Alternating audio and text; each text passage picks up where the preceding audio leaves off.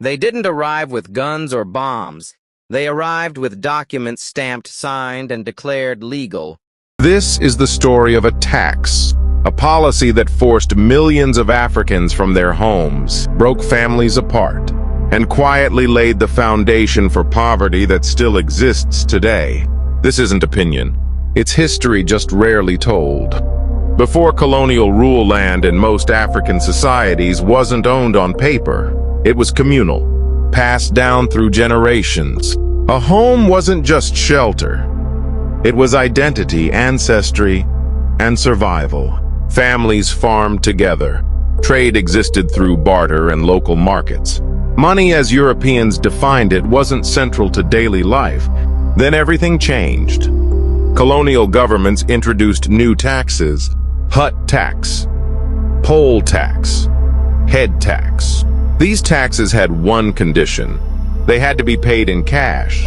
For people who had no wages, no banks, and no access to colonial currency, this wasn't taxation. It was a trap. Those who failed to pay faced punishment: confiscation of property, forced labor, expulsion from ancestral land. All of it was legal. To pay the tax, Africans needed money. To get money, they needed jobs, and the only jobs available were colonial ones.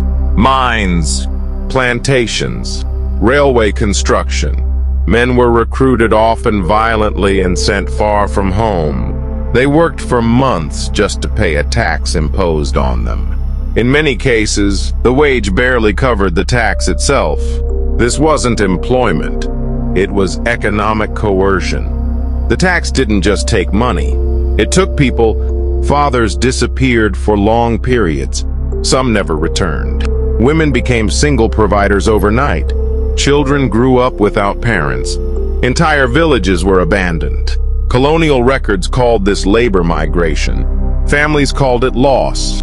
Colonial powers justified the tax by calling it development. They claimed it built roads, railways, modern economies. But these infrastructures were designed to extract resources, not to improve African lives. The tax existed for one reason: to control labor, and it worked. Even after colonial rule ended, the damage remained. Landlessness, urban overcrowding, poverty cycles, economic dependency. The systems outlived the rulers. What began as a tax became a structural inheritance. This wasn't a mistake. It wasn't accidental, and it wasn't harmless. It was policy, and until we understand it, we can't fully understand the present, because history doesn't disappear. It just changes form.